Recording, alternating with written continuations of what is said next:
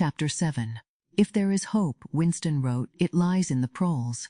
If hope existed, it must lie in the proles. They made up 85% of Oceania's population, and only they could generate the force needed to topple the party. The party could never be destroyed from within. Its enemies, if they even had any, couldn't come together or recognize each other. Even if the mythical brotherhood existed, as it might, it was hard to believe its members could ever gather in groups larger than 3. Rebellion meant a look exchanged, a change in voice, maybe a whispered word. But the proles, if they could just understand their strength, wouldn't need to conspire. They would simply rise and shake off their oppressors like a horse shaking off flies. They could destroy the party by tomorrow morning if they wanted to. Surely, it would occur to them eventually. And yet, he remembered walking down a busy street when a loud shout from hundreds of women's voices erupted from a side street.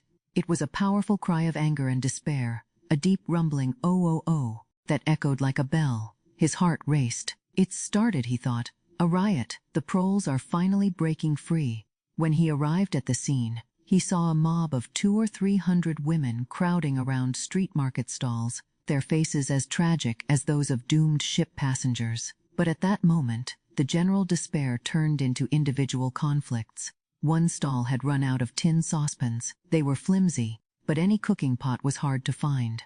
The women who had gotten them were trying to escape with their saucepans, while others accused the stall keeper of favoritism. A new wave of shouts erupted.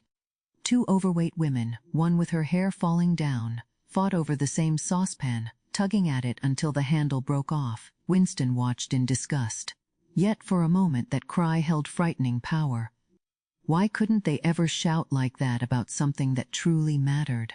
He wrote, "Until they become aware, they will never rebel, and until after they have rebelled, they can't become aware." That thought could have come straight from a party textbook. The party claimed it had freed the proles from oppression. Before the revolution, capitalists had treated them brutally. They had been starved and beaten, women forced to work in coal mines, they still did, and children sold into factories at 6 years old. Yet, according to the principles of doublethink, the party also taught that the proles were naturally inferior. They must remain controlled by a few simple rules. In reality, little was known about the proles. There was no need to know much. As long as they worked and reproduced, their other activities didn't matter. Left to their own devices, like cattle on the plains of Argentina, they had returned to a natural way of life that seemed to follow an ancestral pattern.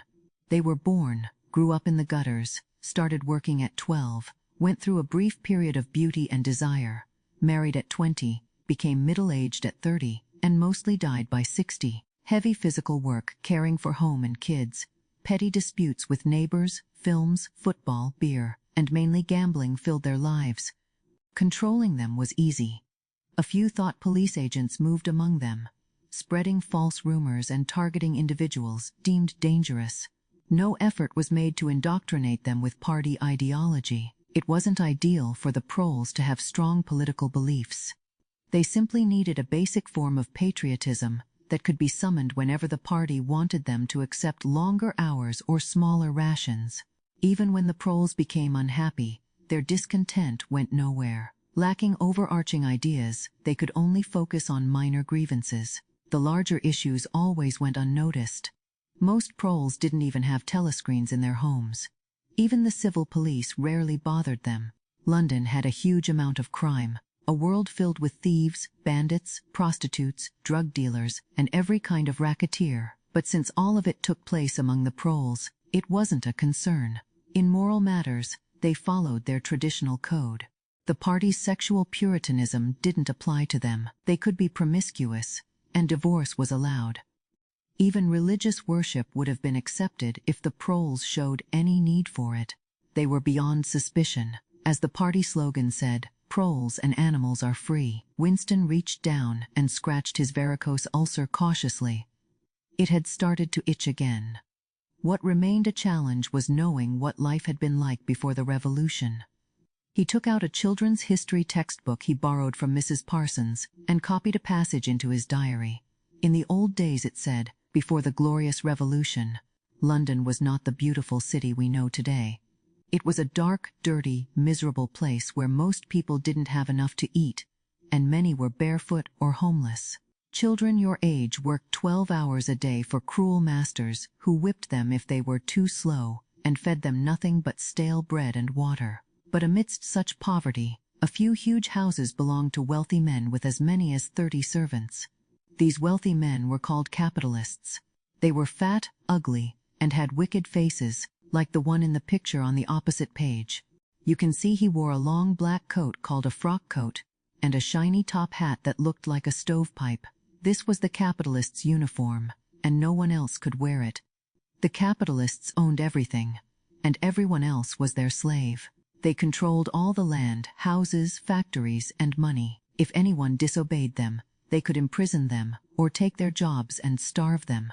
Ordinary people had to cringe and bow to capitalists, remove their caps, and address them as Sir. The head of all capitalists was called the king, and he knew the rest of the story. It would mention the bishops in their fine gowns, judges in their robes, the pillory, the stocks, the treadmill, the cat o' nine tails, the Lord Mayor's banquet, and the practice of kissing the Pope's toe. There was also something called jus prime noctis, which would probably not appear in a children's textbook. That was the law allowing every capitalist the right to sleep with any woman employed in one of his factories. How could one know how much of this was true? It just might be that the average person is better off now than before the revolution. The only evidence against this idea was the silent protest of your own bones. You instinctively felt that your living conditions were unbearable, and that they must have been different at some point. He realized that the main feature of modern life wasn't its cruelty and insecurity, but its emptiness, its drabness, and its lack of energy. Life, upon looking around, bore no resemblance to the lies from the telescreens, or to the ideals the party claimed to uphold. Large parts of life, even for a party member, were neutral and non-political. They involved dragging through dull jobs, fighting for space on the tube, mending a worn sock, begging for a sweet tablet, or saving a cigarette butt. The ideal promoted by the party was vast, terrifying, and shiny, a world of steel and concrete, monstrous machines, and frightening weapons, a nation of warriors and fanatics marching in perfect synchronization, all with the same thoughts and shouting the same slogans, forever working, fighting, winning, and persecuting. 300 million people sharing the same face. The true reality was decaying, grim cities where starving people shuffled in leaky shoes, living in patched-up 19th-century homes that always smelled of cabbage and poor toilets. He envisioned London, vast and ruined, a city of a million rubbish bins, mixed with an image of Mrs. Parsons, a woman with a lined face and thin hair, struggling helplessly with a blocked waste pipe. He scratched his ankle again. Day and night, the telescreens bombarded you with statistics claiming that people today had more food, more clothing, better homes, and better leisure activities, that they lived longer, worked shorter hours, and were bigger, healthier, stronger, happier, and smarter than those from 50 years ago. None of it could be proven or disproven. The party, for instance, claimed that 40% of adult proles were literate today, while before the revolution that figure was just 15%. The party also said that the infant mortality rate was now only 160 per thousand, down from 300 before the revolution. The story continuously went on. It felt like a single equation with two unknowns. Every word in history books, even those accepted without doubt, could be complete fantasy. There might never have been a law like the jus prime noctis, a capitalist, or even a top hat. Everything faded into mist. The past was wiped clean, the erasure forgotten, and the lie became the truth. Just once in his life he had solid, undeniable proof of an act of falsification. He had held that proof in his hands for 30 seconds. In 1973, he thought, or maybe it was around the time he and Catherine had separated. But the more significant date was 7 or 8 years earlier. The real story began in the mid-60s during the Great Purges, when the original leaders of the revolution were eliminated for good. By 1970, none of those leaders remained, except Big Brother. The rest had been exposed as traitors and counter-revolutionaries. Goldstein had fled and was hiding no one knew where. Some of the others had simply vanished, while most had been executed after dramatic public trials where they confessed to their crimes. Among the last surviving were 3 men named Jones, Aronson, and Rutherford. They must have been arrested in 1965. As often happened, they disappeared for a year or more. Nobody knew if they were alive or dead. Then they reappeared to incriminate themselves.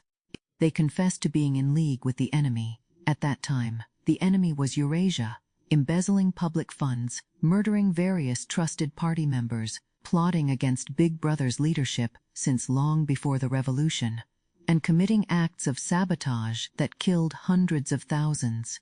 After confessing, they were pardoned, reinstated in the party, and given posts that were basically tokens but sounded important.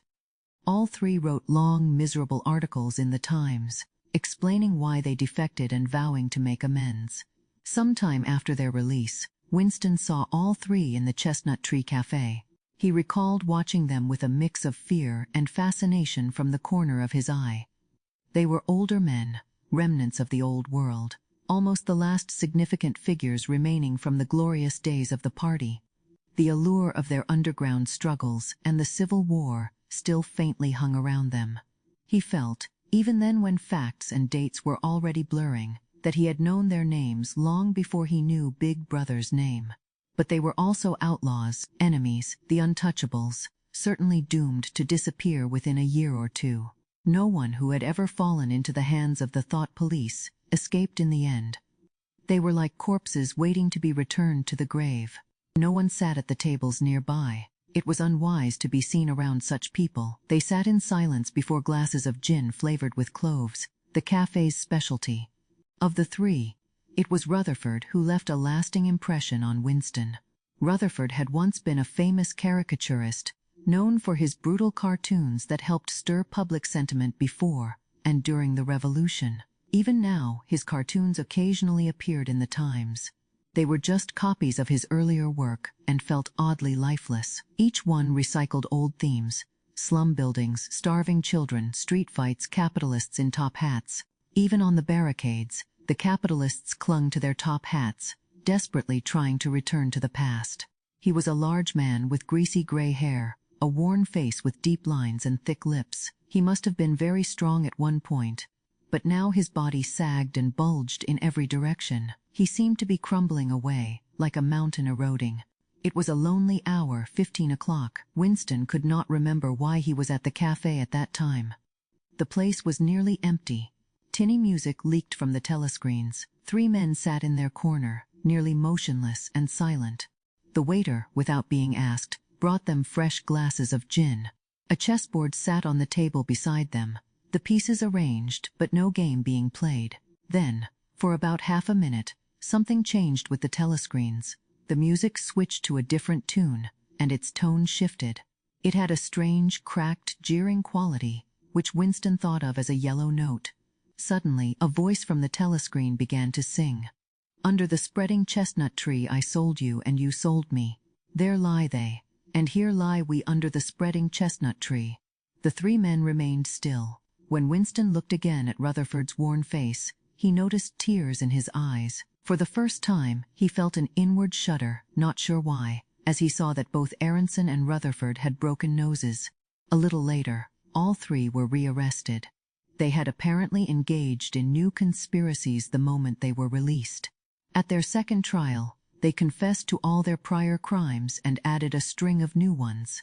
They were executed, and their fate was noted in party histories as a warning for future generations. 5 years later, in 1973, while unrolling a pile of documents that had just dropped out of the pneumatic tube onto his desk, Winston found a fragment of paper that had been slipped among the others, and then forgotten.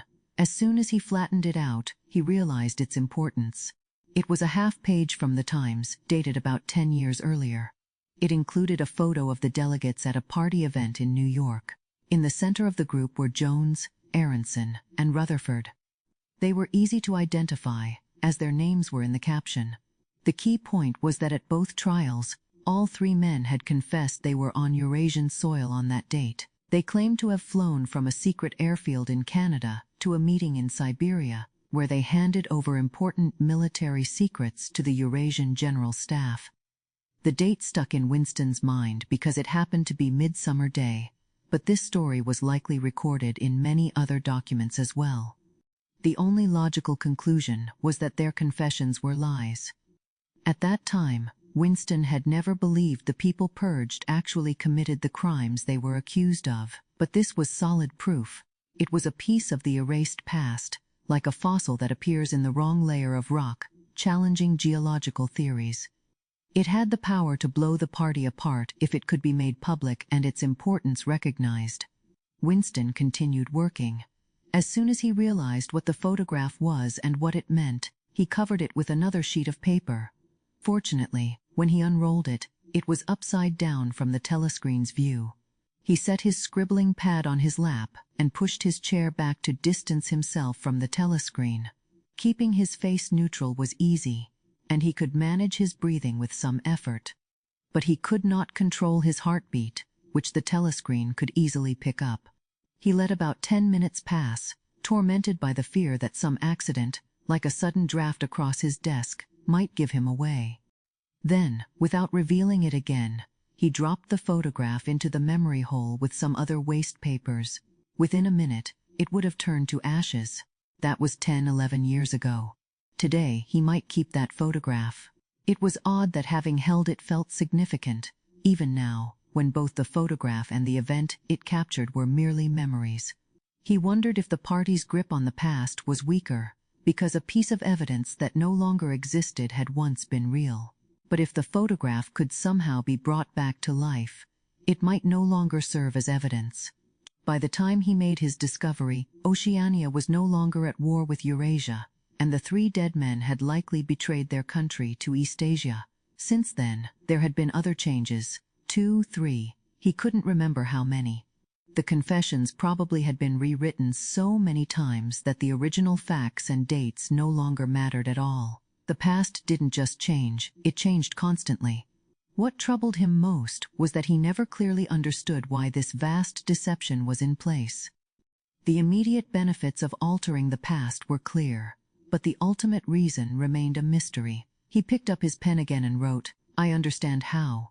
I do not understand why." He often wondered if he himself was a lunatic.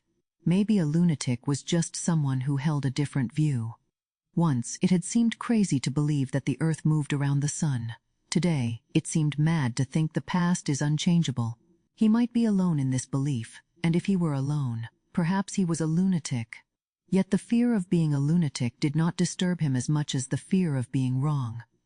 He picked up the children's history book and looked at Big Brother's portrait on the cover. His hypnotic eyes seemed to stare directly at him. It felt like a powerful force was pressing down, penetrating his mind, pushing against his thoughts, scaring him out of his beliefs, nearly convincing him to deny what his senses told him. In the end, the party would declare that 2 + 2 = 5, and he would have to accept it. It was inevitable that they would make such a claim. Their logic demanded it, not just the validity of experience, but the very existence of reality itself was implicitly denied by their philosophy. The greatest heresy was common sense. What was frightening was not that they might kill him for thinking differently, but that they could be right. After all, how do we know that 2 and 2 make 4? How do we know gravity works? How do we know the past cannot be changed? If both the past and the external world exist only in our minds, and if the mind itself can be controlled, then what remains? But no, suddenly his courage stood tall. O'Brien's face, appearing without any clear connection, entered his thoughts. He knew more firmly than before that O'Brien was on his side. He was writing this diary for O'Brien, to O'Brien. It was like an endless letter no one would read, yet it was directed at someone specific, which shaped its essence. The party told people to reject what their eyes and ears told them. That was their ultimate command. His heart sank as he thought of the immense power against him, the ease with which any party intellectual could defeat him in argument, the subtle points he wouldn't grasp, let alone counter. Yet he was right. They were wrong and he was right. The obvious, the simple, the true must be defended. Hold on to the truth. The real world exists, and its laws are constant. Stones are hard, water is wet, and unheld objects fall towards the center of the earth. With the sense that he was reaching out to O'Brien, and that he was stating something essential, he wrote, "Freedom is the freedom to say that 2 + 2 make 4. If that is accepted, everything else follows." If you like our recordings, consider liking this video and subscribing to our channel, so you don't miss any more audiobooks. And next part coming soon. Till then, take care, bye.